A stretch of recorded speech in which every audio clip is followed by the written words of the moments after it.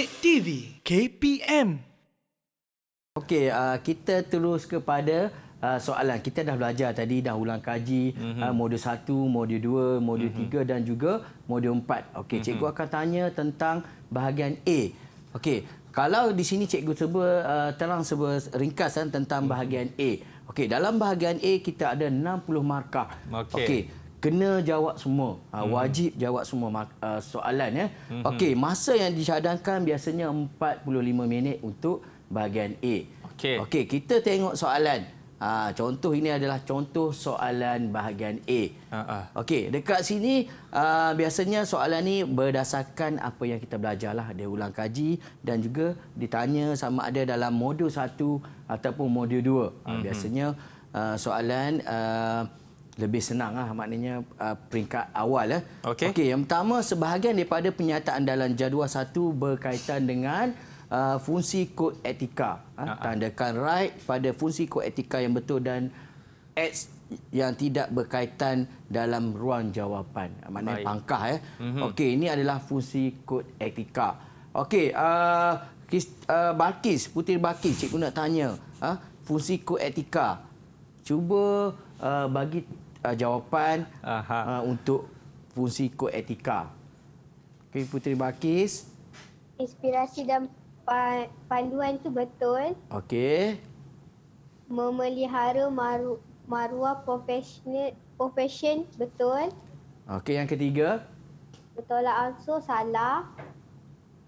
Okey. Sokongan betul. Okey, yang seterusnya. Bersama salah. Okey, kita tengok jawapan Balkis betul atau tidak. Yang mana tadi dia kata betul-betul, salah, betul, bagus, salah. Okey, semua betul.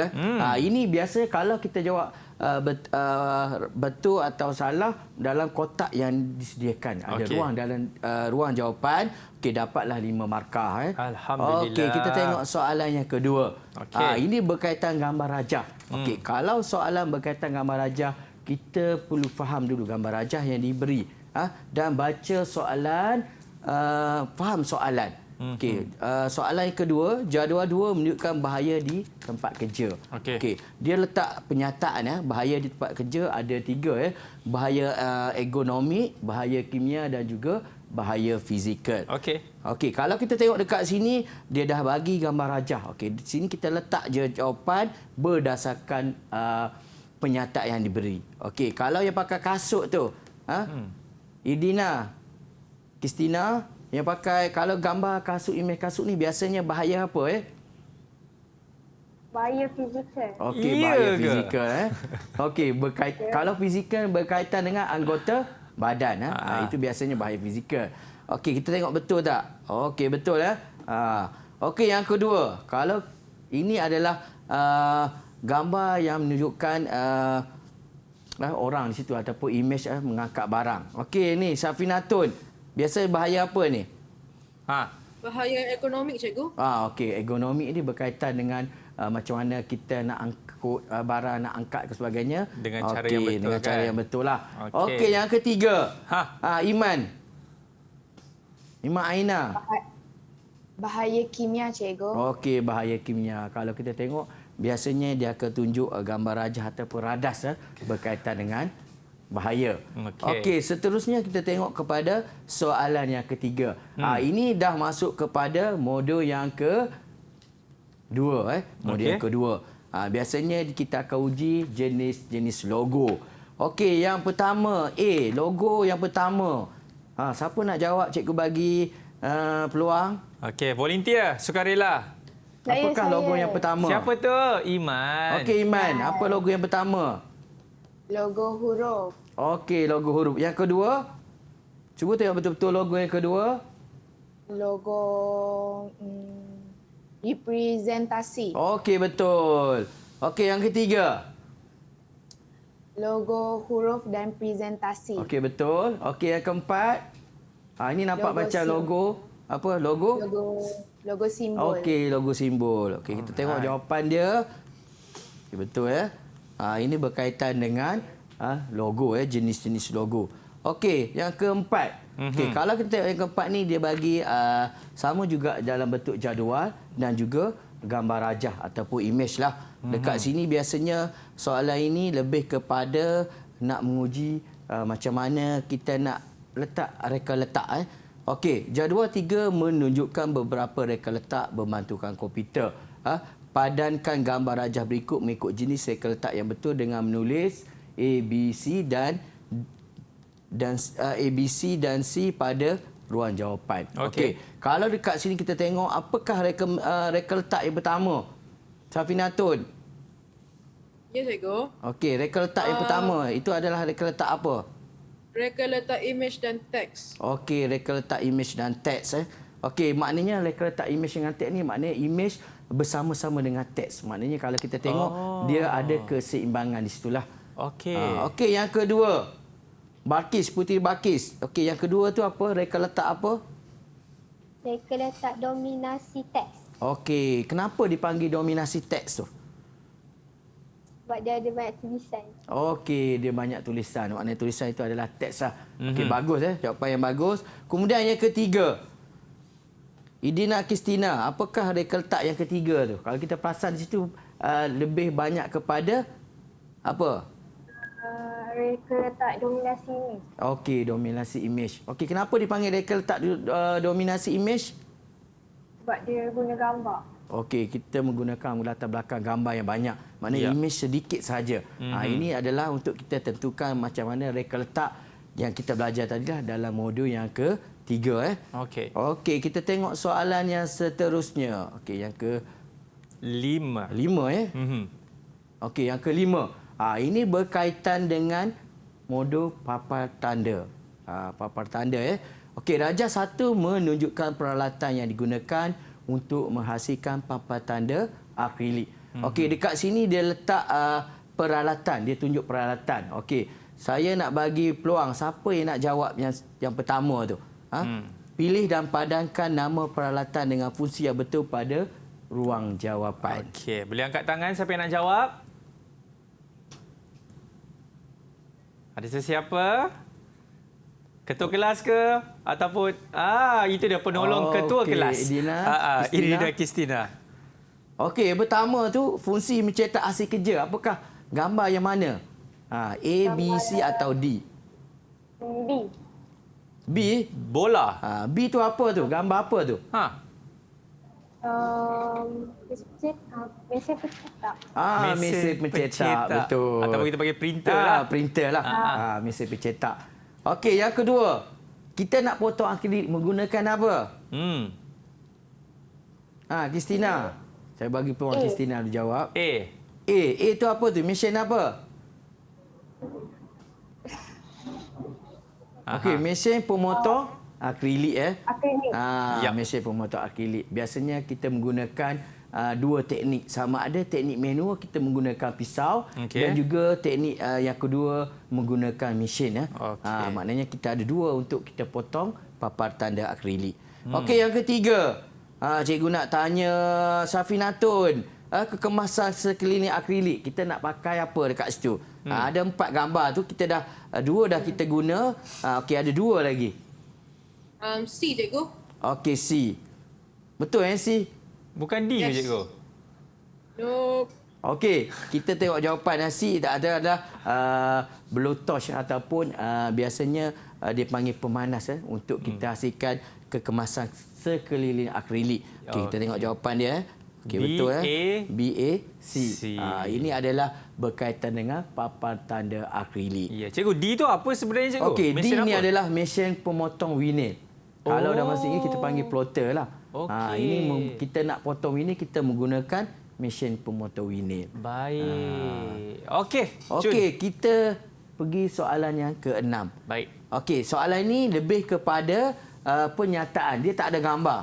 Biasanya contoh soalan begini, biasanya kita akan tanya kegunaan dia lah. Sama ada betul ataupun salah atau benar dan palsu. Okey, sebahagian daripada bahan dalam jadual 4 digunakan untuk menghasilkan papan tanda semburan cat. Yang ini murid-murid dah belajar macam mana nak hasilkan semburan cat. Kita menggunakan bahan-bahan inilah. Okey, tulis benar pada bahan yang digunakan untuk semburan cat dan palsu yang tidak berkaitan dalam ruang jawapan. Okey, ini cikgu nak bagi peluang siapa nak jawab yang pertama tu. Zinc color bond benar ataupun Saya. palsu?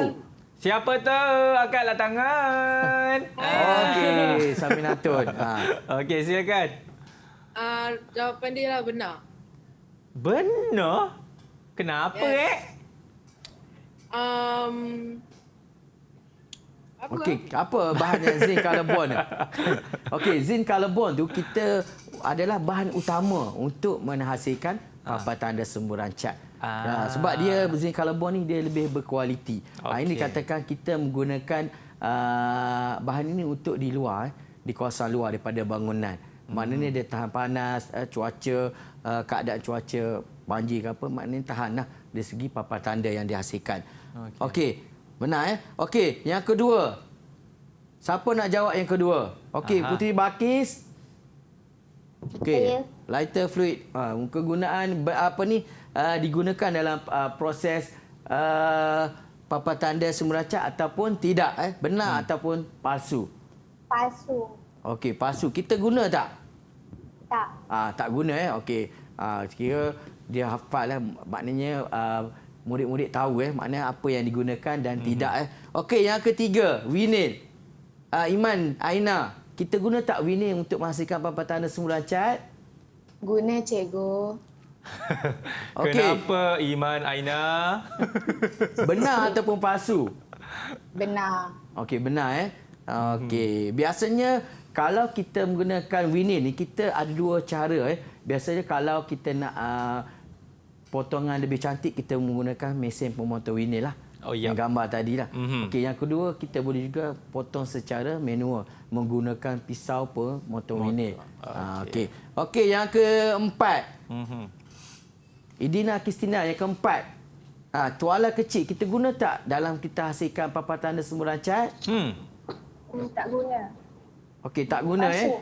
Palsu. Betul ke ni? Ya. Okey Betul ke cikgu? Betul. Kenapa tak pakai tuala kecil, cikgu? Tuala kecil ni kalau katakan kalau untuk yang papan tanda ni kita gunakan untuk lap air sabun yang berlebihan lah. Kalau semburan cat kita gunakan maka cat itu pun terkena akan cat. Nanti disapu sekali dengan cat lah. Tu kita tak gunakan tuala kecil. Okey, yang terakhir cat minyak. Kita guna tak? Ini adalah bahan utama untuk menghasilkan papan tanda apa ni? Iman.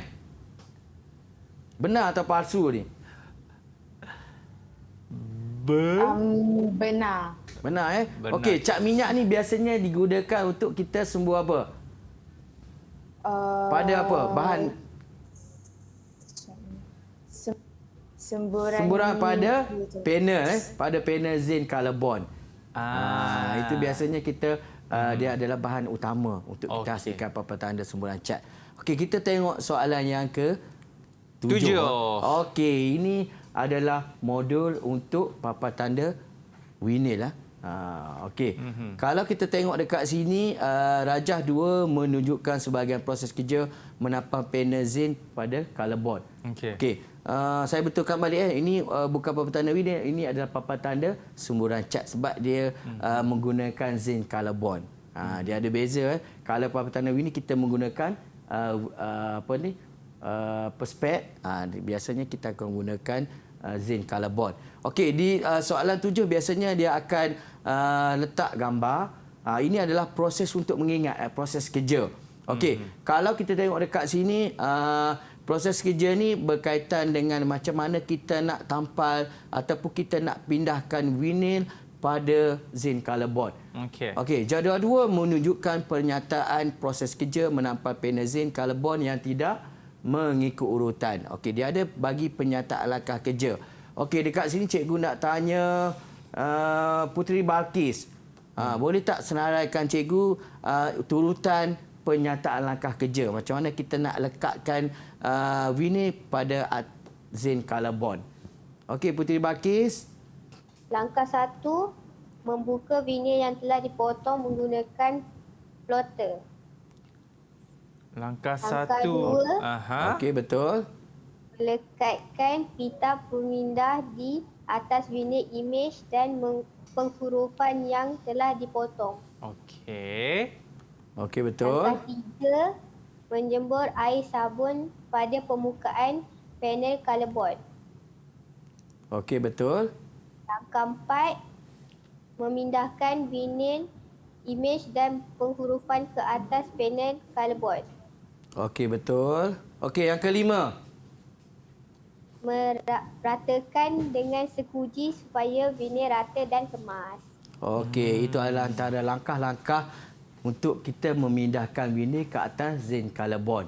Okey, ini adalah penyataan langkah kerja yang mana murid-murid perlu tahu. Oh. Didik TV KPM